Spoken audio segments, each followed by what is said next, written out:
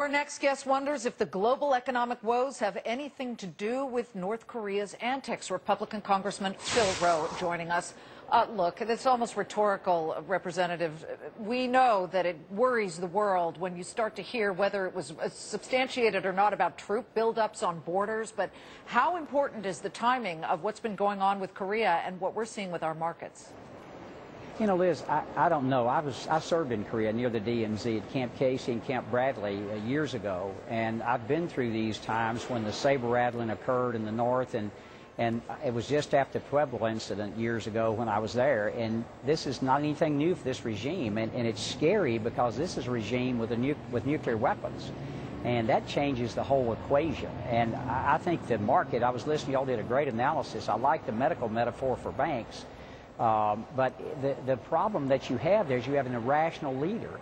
Markets like stability, and if something were to happen, if this ratchets up, if it does, I think it hurts the market worldwide. There's no doubt that it does. I don't want to minimize the threat because he is a nut and he's got nuclear weapons, and that's a huge threat. However, China controls or could control so much of what North Korea does. China, of course, owns so much of the United States debt right now. It's in their interest to calm these fears. What is China doing? What should they do that they're not doing?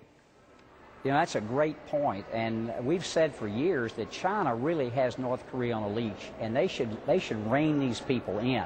I mean, you have in the South, it's a tremendous story to tell. When I was there 30-plus years ago, there was a military dictatorship. Now you've got a freely elected government, democracy, with a market economy that's thriving, except for this nut overhang above the 38th parallel. And so China should be in there, reining them in. I think we are working with them behind the scenes. Certainly the United Nations has a role here, but this is a rogue nation that's out there with a nuclear weapon. How worrisome, Representative, is it? You know, there is something different this time around. Although the saber rattling has been going on for decades, what's different is that Kim Jong-il is very ill. Those are the reports that we're getting. He wants his son, reportedly, to take over. So there are all kinds of theories that he blew up this submarine so that he could get the war hawks on his son's side, and therefore that transfer of power would be smooth from his perspective. Doesn't that up the ante as far as the violence and the concern and the psychological violence really kind of weighing on the globe? There's no doubt about it. You've got to put yourself in Liz, great point. You've got to put yourself in the shoes of the South Korean people. Their country's been attacked. They had a ship with 46 sailors lost, and clearly was torpedoed. At least an independent panel feels it was torpedoed by the North Koreans. Now, why would anybody in a sane mind do that? I don't know the answer to that question.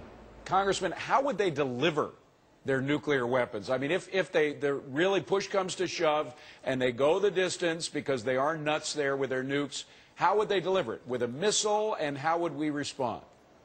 Well, I think certainly a missile, airplanes, missiles. The thing that folks that haven't been there and looked at that continent, Osan Air Force Base is south of Seoul, and you can be from wheels on the ground to North Korea in about 4 minutes in a plane. It's a very short window of time because, I mean, it's not just 40 miles from DMZ to Seoul, so it's not very far at all. And that's the delivery system. I hope they're just saber rattling. I can't get in that guy's head.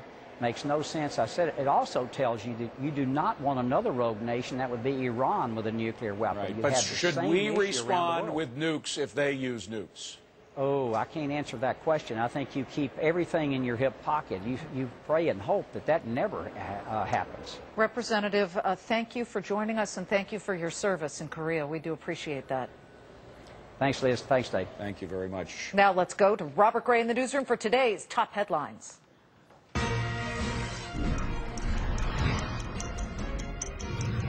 I'm Robert Gray. Here's your Fox Business Brief. The market's fighting their way back off the session lows today. The Dow rebounding in the final minutes of trading, closing down just 22.